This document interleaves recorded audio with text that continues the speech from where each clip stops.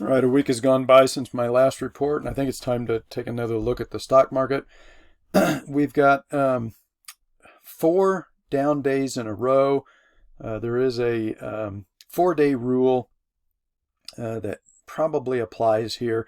After a long intermediate degree move, 4 days in the opposite direction will often mark a turning point. This works quite often for calling either tops or bottoms.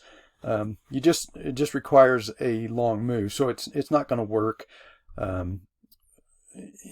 early in an intermediate cycle. But once you're 19, 20, 21 weeks into an intermediate cycle and you see one of these setups where the market has in this case has dropped 4 days in a row, it probably means that a top has formed. And I think it probably has. I think we probably put in an intermediate degree top in the stock market.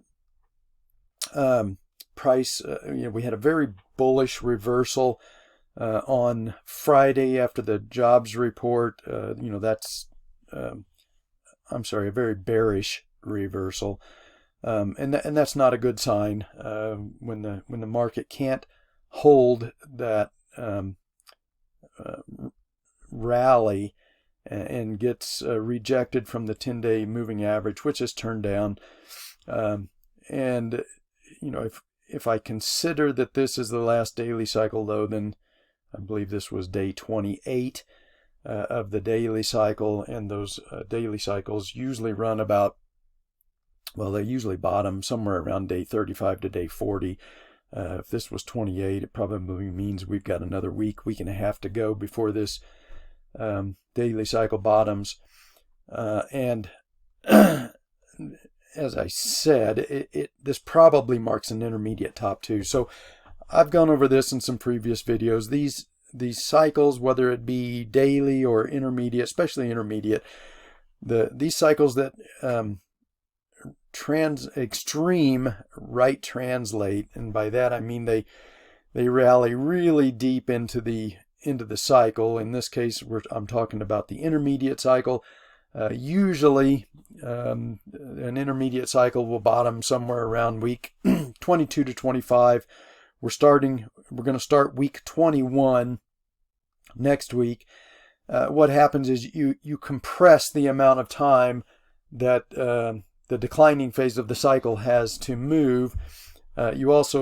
Typically, when this kind of a pattern unfolds, you get this kind of a parabolic move where more and more people end up chasing. So you just build up tons and tons of stop in the latter part of this move. So this creates the conditions for some kind of a crash.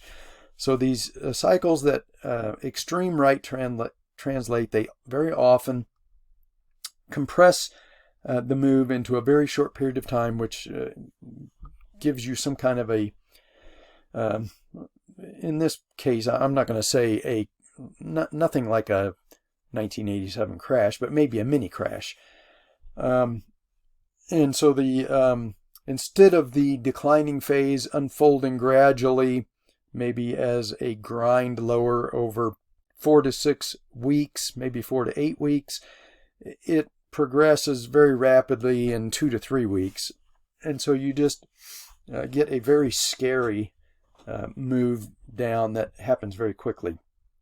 So assuming that I'm correct and this bearish engulfing candle here did mark the top, the dip buyers came in, tried to push it back up, was not able to make a higher high, and now price has fallen below the 10-day moving average. 10-day moving average is turning down. We had a very bearish reversal on Friday where the market could not hold the early rally. So it looks like we're starting the intermediate decline, and considering that we're already 29 days into this daily cycle, I doubt that we're going to get a daily cycle bottom and then another complete daily cycle before we get the intermediate decline. So I suspect this is going to unfold violently and very quickly between over the next, let's say 7 to 11 trading days. will get this daily cycle low, and the decline will drop far enough to pierce and close below this intermediate trend line. The RSI will probably embed in the oversold condition, and as I have said before, a 38% Fibonacci retracement is kind of minimum. I suspect that this may produce a 50% and maybe greater decline. So let me put the Fibonacci levels in there. All right, so here's our 38% retracement, which is back at 4,300. That's my minimum target for any kind of a cycle decline. I suspect we're probably going to go back to at least the 50%, and part of that is because and the 50% comes in at about 4,200. And the problem is that the Fed just pumped an insane amount of liquidity into the banking sector to keep those banking stocks propped up and head off the collapse that was beginning in the banking sector. And it did stop the crash in the banks, but it didn't. Nobody in their right mind is buying the banking stocks thinking that this is over. So a lot of the liquidity just leaked out of the banking stocks. A lot of it went into the tech sector and into the general S&P as well. So the Fed created this by trying to prop up the stock market. They have caused price to stretch just way, way too far above this 200-day moving average. And now we've got, very likely anyway, we've got the start of a regression event. And the further price stretches above the mean, the rubber band effect, so to speak, the further the rubber band stretches to the upside, the more violent and powerful the regression event will tend to be. And in this case, the 200-day moving average is way down here around 4,100. So it's not even out of the question that the S&P could come all the way back down to tag the 200-day moving average. And the Fed set this up. They are going to cause this severe move down into the ICL because they tried to stop the collapse in the banking sector. So they created the conditions for this, and probably what's going to happen is they're going to panic during a severe move into the ICL, and they will probably, especially if the banking sector rolls over hard, which I think it will, and if the banks start to make lower lows again, or some more banks start to go under, then they're going to be forced to print more money.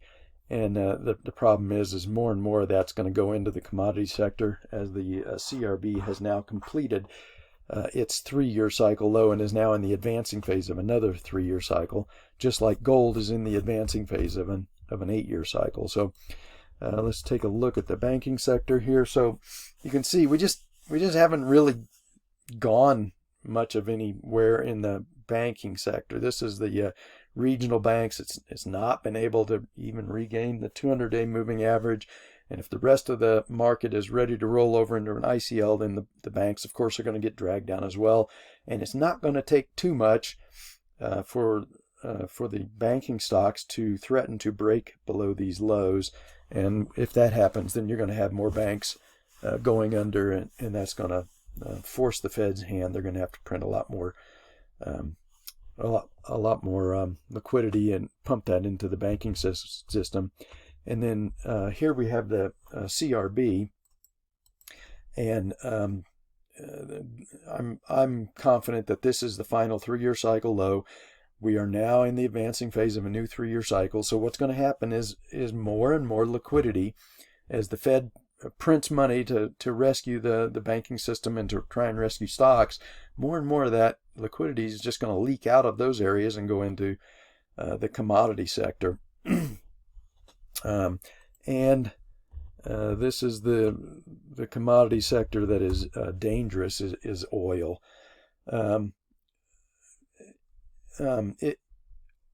Oil, I'm on record saying that $200 oil is going to be a piece of cake. And let me widen this chart. All right, so real quickly, this was the end of the secular bear market in commodities. This was the first leg up. This was the first leg of the inflation, which I warned everybody when we started the lockdowns and stuff that we were going to ignite the inflation cycle. We have. That also ignited the war cycle. They're both going to get worse. But there is a lull between the first phase of an inflation and the second, and that is the move down into the 3-year cycle low. So this was the move down into the 3-year cycle low right here, but that's done. We're now starting the second leg of the inflationary cycle. And this is the part where oil is going to come back up. It's going to test these highs, and eventually it's going to break out above these highs. And like I said, oil's 200 is going to be a piece of cake on oil, and probably 250. And if we keep pushing this green nonsense and trying to damage the energy sector, they're going to make it worse. So oil is also a good buy in here, but I would caution we want to wait for a pullback. I would like to see the RSI come back down here to oversold before I'm ready to buy oil. But oil is we're starting the this was the declining phase and the bottoming phase of what I think is going to be a cup and handle pattern. We're now in the advancing phase on the right side of the cup. It's probably going to be kind of a gradual move up, kind of as this was a gradual move down. So once we get an oversold condition in oil, then that's your buy spot for oil as well. But gold has obviously been leading the commodity sector here. And let me go to the gold chart. All right, so while the rest of the commodity sector bottomed, back here in June, late June, right here, you can see gold bottomed way back in October. So gold is leading the commodity sector. I'm confident that we put in an intermediate cycle low here. During this intermediate cycle, we're going to test these all-time highs again, and I think we're probably going to break out above these all-time highs. Depending on how late in the intermediate cycle the breakout occurs, we may get a breakout that runs to 22 or 2300 and then has to come back down and retest this breakout before we really start to run significantly higher towards 3000. But I think the odds are pretty strong that gold is going to break out above these all-time highs during this intermediate cycle. Right now, the banking cartel is trying desperately to keep gold below 2,000, but as I've been saying over and over, the efforts to suppress gold are going to fail now, and the reason they're going to fail is because gold is in the advancing phase of a new 8-year cycle. So all of these, all of the manipulation and suppression of gold, it's just going to temporarily delay the move, but it's going to make the move much bigger and much more violent when the manipulation breaks, and it is going to break. The cartel is not going to be winning these battles anymore like they were winning the battles during this period, because we were in the declining phase of the 8-year cycle. Now we're in the advancing phase of the 8-year cycle, so the cartel has no chance of actually keeping gold suppressed now that we're in the advancing phase of this cycle. And this is the market where the real momentum is going to be. Eventually we'll get some massive momentum in the rest of the commodity sector and energy, but right now gold bottomed before the rest of the commodity sector. It's the first leg up was really powerful. We're just consolidating that move. Once that consolidation is over, then we're going to get another strong move. And once we break out above this, like I said, we may have to retest, but once the retest is done, gold is on its way to 3,000, eventually 5,000, and I think a very good chance we could get to 10,000 during the bubble phase of the gold bull market.